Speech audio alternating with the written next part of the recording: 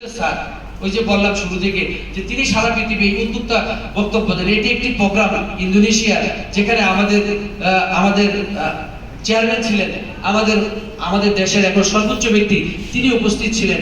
তার বক্তব্য ছিল, তাকে আমন্ত্রিত করা হয়েছিল পৃথিবীতে ওই যে উদ্যোক্তা বক্তব্য দেওয়ার জন্য। তিনি উদ্যোক্তা বক্তব্যের পরে তিনি লিজেনিয়ারও এখানে আমন্ত্রিত হয়েছিলেন। তাকে বলছে যে আমি যেটা বলেছি আর আপনি সেটা বাস্তবায়ন করেছেন, আপনাকে ধন্যবাদ জানাই, স্যালুট জানাই। এবং তিনি নোবেল বিজয়ীর একজন মেম্বার হলো আমাদের প্রেসিডেন্ট মিস্টার লিজেনিয়ার। তাহলে ওনার সাথে কি সাক্ষাৎকার আছে না নাই? উনি কি জানে না?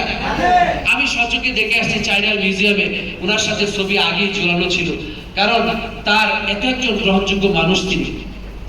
শুধু তাই না, আমরা এবার দ্বিতীয় কিটা নিয়ে আলোচনা করব।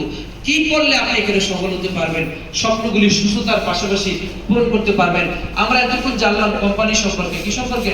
কোম্পানি সম্পর্কে। জোরে বলেন। কোম্পানি কি দুর্বল না শক্তিশালী? আপনার কাছে কি মনে হয়?